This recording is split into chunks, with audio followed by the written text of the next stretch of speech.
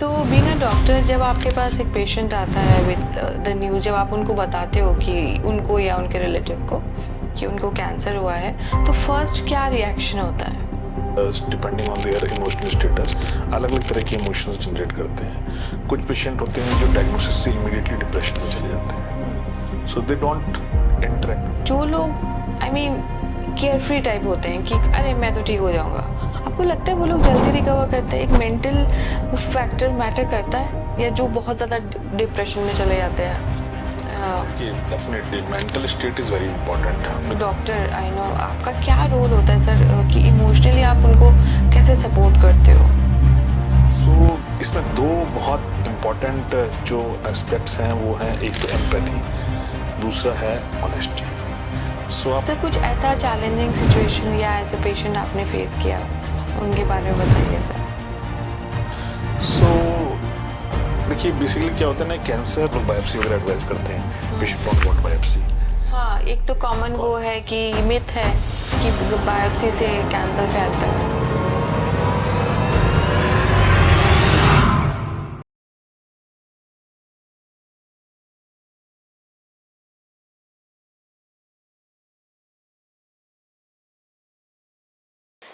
Hi everybody, आज हम एक और इंटरेस्टिंग पॉडकास्ट लेके आए हैं डॉक्टर अनादि पचौरे के साथ, जो ऑन्कोलॉजिस्ट हैं और रोबोटिक सर्जन भी।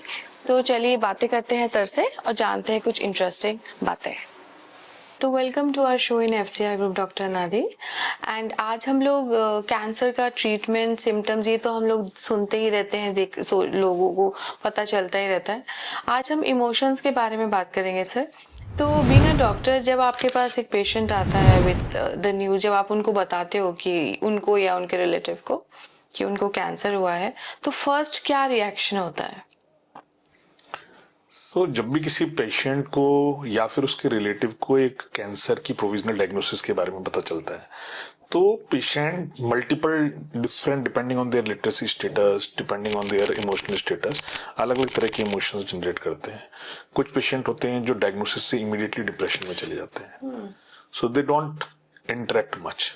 वो तो ये सर आपको कोई एज ग्रुप स्पेसिफाइड है या ऐसा नहीं? ऐसा यूजुअली स्पेसिफिकली एज तो नहीं, बट हाँ, जैसे ओल्डर पेशेंट्स हैं रिलेटिवली, वो थोड़ा ज्यादा कॉमनली डिप्रेशन में जाते हैं। यंगर पेशेंट्स होते हैं वो एंगर ज्यादा शो करते हैं। अच्छा। सो they react violently, they say that yes ये तो कैसे हो गया मेरे साथ में, या फिर वो they start blaming to the surroundings, अपने सिस्टम को, अपने वर्क एनवायरनमेंट को, या फिर अपने फैमिली एनवायरनमेंट को, उनको ब्लेम करने लगते हैं कि too much of stress, work stress, too much of family stress. तो ये सब चीजों की वजह से पेशेंट्स वो एक एंगर वाले फेज में चले जाते हैं। कभी कभी ऐसा भी होता है कि कुछ पेशेंट्स होते हैं जो कि ग्रॉसली डिनायल मोड में आते हैं। डिनायल का मतलब वो एक्सेप्ट ही नहीं करना चाहते कि ये मेरे साथ हो ही नहीं सकता ये डायग्नोसिस, तो मतलब कुछ गड़बड़ हो रही है, मैं ये डायग्नोसिस ठीक नहीं है, जो ये रिपोर्ट्स हैं इनमें कुछ गड़बड़ है। ऐसे पेशेंट्स क्या गलती करते हैं ना कि वो यूजुअली मल्टीपल जगहों पे फिर उसको क्रॉस चेक कराते हैं, they take second, third, fourth opinions, they many of the times they go to alternative medicines. Exactly, and they delay the treatment. तो अल्टीमेटली जो ये टाइम होता है उसकी वजह से स्टेजिंग अप स्टेज हो जाती है, और फाइनली ट्रीटमेंट कॉम्प्लिकेटेड हो जाता है यूजुअली। मतलब मोस्ट हमारे लिए सबसे इजी पार्ट तब आता है जबकि पेशेंट एक्सेप्टेंस मूड में आ जाए। अच्छा, okay. And they start accepting कि yes, and sometime it takes some days, some weeks. हाँ। तो सर आप as a doctor, I know आपका क्या रोल होता है सर, कि इमोशनली आप उनको कैसे सपोर्ट करते हो? सो इसमें दो बहुत इम्पोर्टेंट जो एस्पेक्ट्स हैं वो हैं, एक तो एम्पैथी, दूसरा है ऑनेस्टी। सो आपको एम्पैथी पेशेंट के, आपको समझना पड़ेगा कि जिस डिजीज से पेशेंट सफर कर रहा है उसके लेके जो सोशल सिस्टम्स में जो कि बातें हैं, स्टिग्मा है, it is considered one of the lethal disease. तो डेफिनेटली जो पेशेंट्स के जो रिएक्शंस हैं वो क्वाइट एंटिसिपेटेड। सिमिलरली हमको ये भी देखना पड़ेगा कि जो पेशेंट्स होते हैं उनके संग जो हम डिस्कशन करें उसके अंदर एक ऑनेस्टी मेंटेन रहे, जिसमें कि हम, it may be guarded, you may not like directly बहुत ही ब्लंट होके आप स्ट्रिक्ट वर्ड ना यूज करें, बट ऐसा होता है कि हम लोग उनको धीरे धीरे करके विद टाइम उनकी काउंसलिंग करते हैं and we just tell them कि yes this is a possible thing, आपके एज ग्रुप में होते हैं, हमने पहले भी ऐसे पेशेंट देखे हाँ, आप हैं, डरिए मत, है डरिए ना? मत, हाँ, हाँ, ठीक हो हाँ। जाते हैं patient. Sometime treatment it may happen that we need to connect them with some old patients, जिनसे कि उनके अंदर थोड़ा कॉन्फिडेंस आता है कि यस पुराने लोग भी हैं जिनके अंदर डायग्नोसिस थी एंड वो ट्रीट हुए, तो ultimately this helps to them. Sir कुछ ऐसा चैलेंजिंग सिचुएशन या ऐसे पेशेंट आपने फेस किया, उनके बारे में बताइए सर। सो देखिए बेसिकली क्या होता है ना, कैंसर डायग्नोसिस एंड ट्रीटमेंट में जो सबसे इम्पोर्टेंट, कभी कभी जो हमारे पास इस तरह के जो पेशेंट आते हैं ना, जिनके अंदर अगर हम कोई ट्रीटमेंट एडवाइस करते हैं which comes with lot of मतलब complications related to their treatment, तो वो यूजुअली पेशेंट के लिए थोड़ा एक्सेप्ट करना मुश्किल होता है। तो अब जैसे थे हमने इवन जैसे कि बेसिकली बहुत छोटी छोटी चीजें होती हैं कि हम लोग बायोप्सी वगैरह एडवाइस करते हैं, पेशेंट डोंट वांट बायोप्सी। हाँ, एक तो कॉमन वो है कि मिथ है कि बायोप्सी से कैंसर फैलता है। तो ये एक बहुत कॉमनली होता है। मतलब मेरे को याद है कि एक 24-25 साल का एक लड़का था, he came with he had some history of some addiction and he is the recently engineering complete किया था उसने अपना, अच्छा। And he was like already been selected for a job some किसी मल्टीनेशनल कंपनी में, but just because of that addiction he had some oral cavity में malignancy start, it's a very early disease, I will say stage 1 type of लग रहा था clinically, and if we could have treated that stage probably completely curable और आराम था, then we advised for the biopsy। पर वही है कि फिर यहाँ भी उसने डिस्कशन की है, सोसाइटी में भी काफी सारे लोग होते हैं जो मिसगाइड कर देते हैं कभी कभी। बहुत।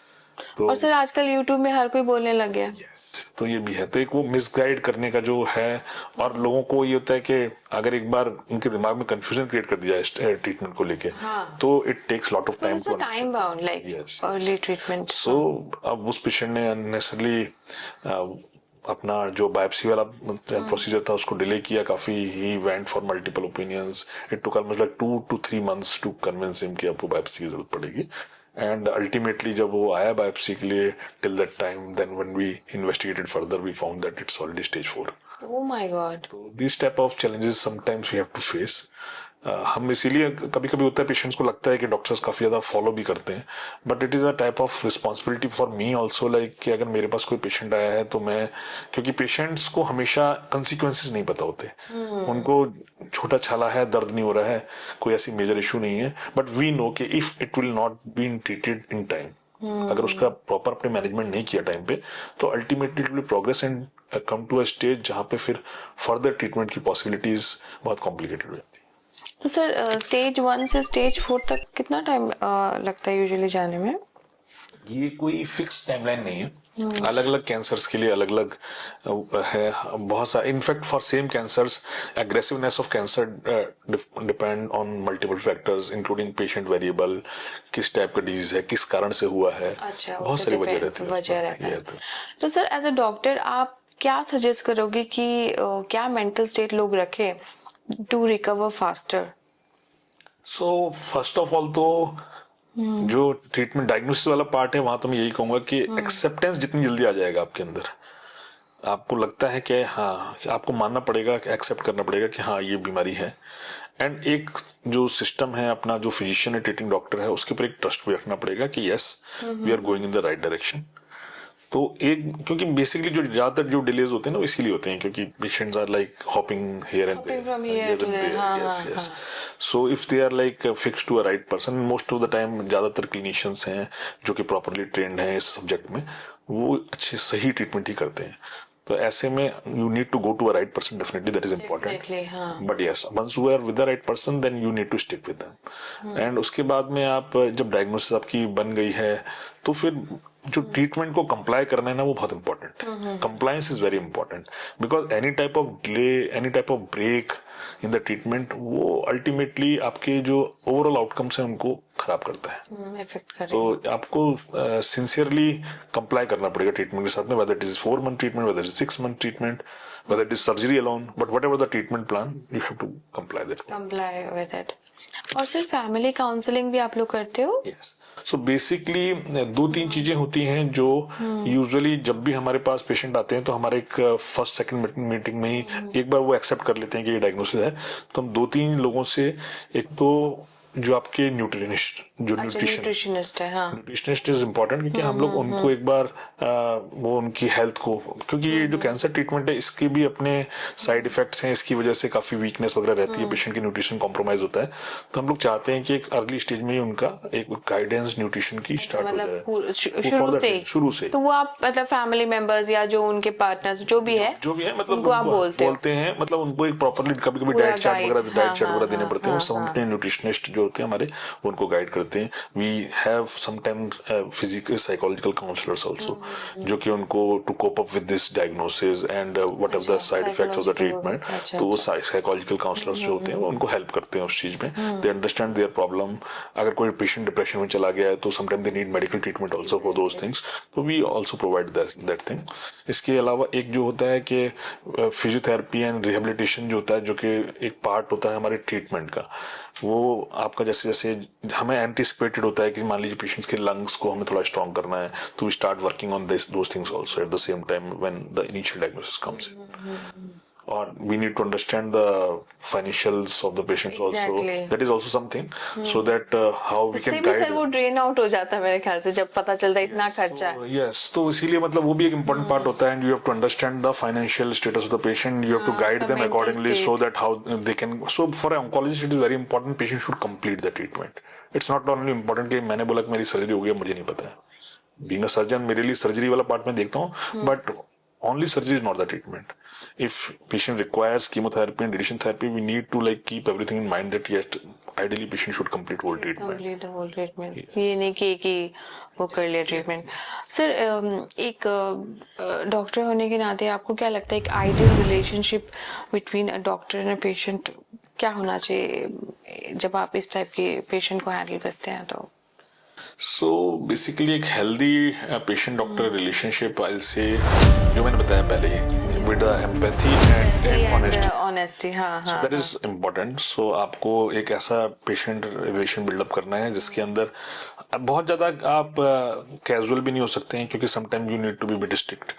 आपके पेशेंट को आपको समझाना भी पड़ता है कभी कभी, they are not accepting the things. आजकल तो गूगल देख के लोग आ जाते हैं। Yes. ये भी आप लोग चैलेंज फेस करते होंगे। So sometimes we have to guide them also कि यार ये नहीं करना है, आप इसे फॉलो मत करो, just what we are saying this is the right thing, you have to trust us.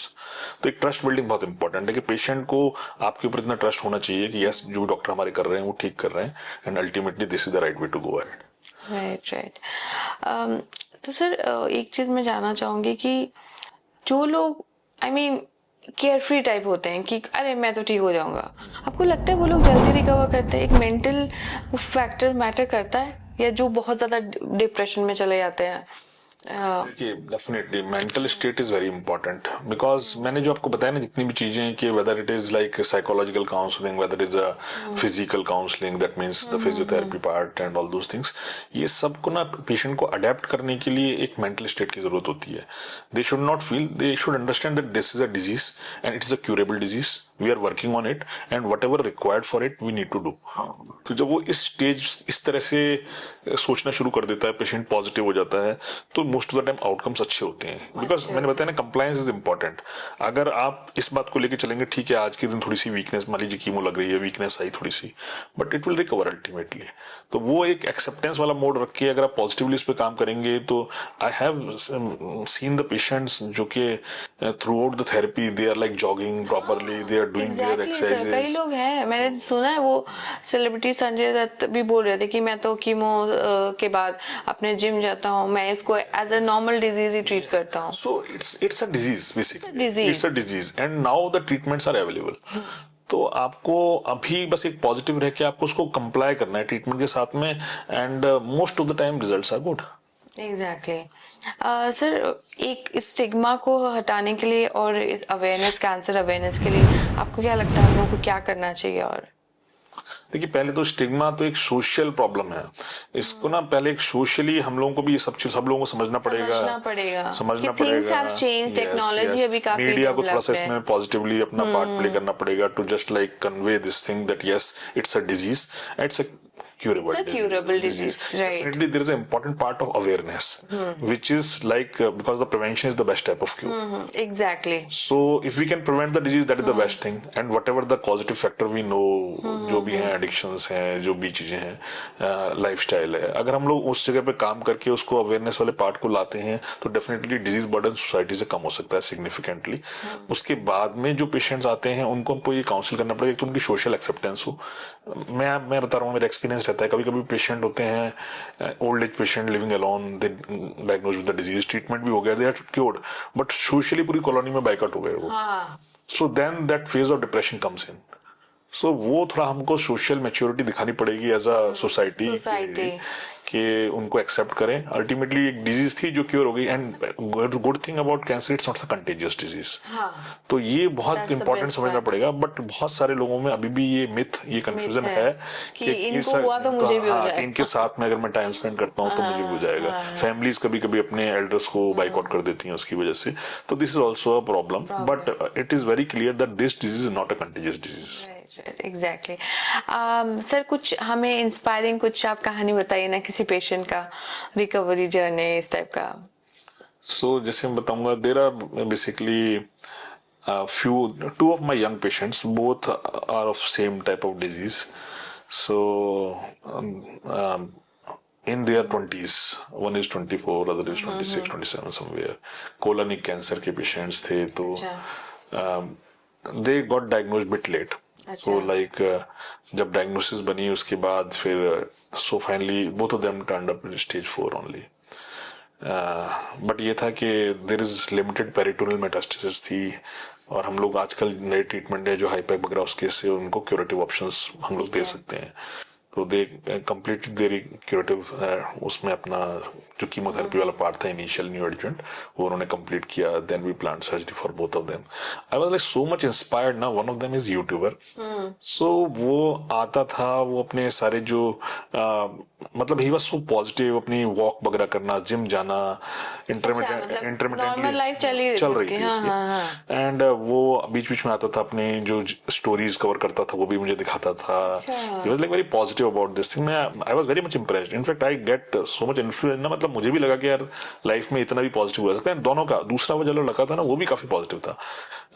Unfortunately, one of them is not no more because it was stage 4 cancer. But दूसरा है, उसने रिकवर किया. जो YouTuber था वो recover किया. Yes. And but दोनों ने इतना, उनका जो लाइफस्टाइल था बिल्कुल पॉजिटिव रहना, अपना एक्सरसाइज करना, जिम करना, वेट पे एकदम, डाइट एवरीथिंग कंट्रोल. ऐसा लगता ही नहीं था कि कहीं पे भी ये कोई डिजीज लोग हैं. even with chemotherapy they could able to maintain, sustain their weight, everything so well. I was like very much impressed with them. Sir वही ये सब चीजें आई थिंक रिकवरी में भी काफी हेल्प करता है, यू नो. सर फाइनली आप क्या मैसेज देना चाहेंगे उन लोगों को जो यू नो इस कैंसर से गुजर रहे हैं. जो एक्सपीरियंस मेरा, कभी कभी ना थोड़े से वैसे एक्सपीरियंस भी रहते हैं which are like emotionally very much touching actually. So like sometimes we also treat pediatric tumors, बच्चों के कैंसर जो रहते हैं. And for those when I was in during my training time, it was old time, so it was not my institute, as I was in Tata Memorial Hospital, Bombay. Okay. So I was posted in a unit, pediatric unit. So that time I encountered a patient. तो एक बच्चा था, उसका आई का cancer diagnose हुआ. So and unfortunately it was in both eyes. Oh. So like हमने मतलब मेरे टीचर थे डॉक्टर कुरैशी, तो उनके साथ में एडमिट हम लोग वार्ड वर्क वगैरह कर रहे थे, देख रहे थे. एंड देन वी रियलाइज कि अचानक से वो बच्चे के पेरेंट उसको लेके गायब हो गए. नेक्स्ट डे सर्जरी प्लान थी. So we were very upset. हमने कहा चलो, क्योंकि आईज दोनों को निकालने का कंडीशन थी. So but let night they came back admitted. So we asked कि भाई क्या हुआ, तो उन्होंने बोला कि सर लास्ट टाइम बच्चे को एक बार बाहर दिखा दें. That's so sad. Sometimes we have to sacrifice limbs of the young patients. Though there are today we have good systems with which we can do the limb salvage surgeries, but still कभी कभी tumour इस तरह की conditions में होते हैं कि हमें लिम्ब सैल्वेज करना पड़ता है. बट स्टिल मतलब कुछ पेशेंट अच्छा रिकवर करते हैं ना. I have seen patients with prosthetic things and with the type of surgeries we done with them. they are doing so well. Sometimes I feel they accepted that thing. So acceptance is the most important thing for the मतलब brain भी मुझे लगता है help करता है once you yes. Accept कि हाँ चलो now I am going to fight it out, है ना सर? सर आप, मुझे लगता है आप लोगों को भी when once you go through all this emotional turmoil with the patient, you also have to be very strong. आपको, आप लोगों को भी काउंसलिंग की जरूरत पड़ती है क्या? डेफिनेटली, मतलब ऐसा आई विल नॉट से काउंसलिंग की जरूरत पड़ती है, बट यस अपने आप को मेंटल प्रिपरेशन की डेफिनेटली जरूरत आई पड़ती है. थिंक बिकॉज कभी कभी कुछ कुछ ऐसे डिस्क्लोजर्स करने होते हैं पेशेंट के सामने which we are not like, specially young patient है, कोई किसी पेरेंट्स को उसके बच्चे की डिजीज के बारे में, बच्चे की डिजीज के बारे में समझाना है, मतलब तो थोड़ा सा ये सिचुएशंस ऐसी होती हैं. Patient, young patient comes to us, उनके बारे में उनसे डिस्कशन करने पड़ते हैं. देयर फर्टिलिटी इश्यूज होते हैं उनके बारे, उनके मतलब दे फर्टिलिटी इश्यूज की may not be able to have babies. Yes. So ये सारी जो चीजें होती हैं, ये डिस्कशंस कभी कभी हम लोगों को भी काफी अपने को मेंटल प्रिपरेशन आउट करता होगा सर आप लोगों को भी. बिल्कुल, आई एम श्योर. तो but ultimately as a role doctor, हाँ, this is part and parcel of your job, है ना? करना ही पड़ता है उसको, करना ही पड़ता है. बट ये है कि हाँ, but over the period of time we learned that ultimately if we can save the life of patient because with this disease and can give the best functional outcome to the patient, that is something what That is is एकदम. तो sir वही मैं बोल रही थी, finally sir आप क्या message देना चाहोगे? एक तो उन लोगों को जो कैंसर से फाइट कर रहे हैं, और एक जनरल अवेयरनेस, ताकि यू नो जो कैंसर जिन पेशेंट्स को हुआ है दे फील सेफ. एंड जैसे आप कह रहे हो सोसाइटी बहुत ज्यादा उनको परेशान भी करते हैं लोग सुपरस्टिशन की वजह से एंड ऑल दिस. तो जहां तक मेरा मैसेज रहेगा for the patient, if you talk, तो पेशेंट्स को तो मैं यही कहना चाहूंगा, जस्ट कंसीडर दिस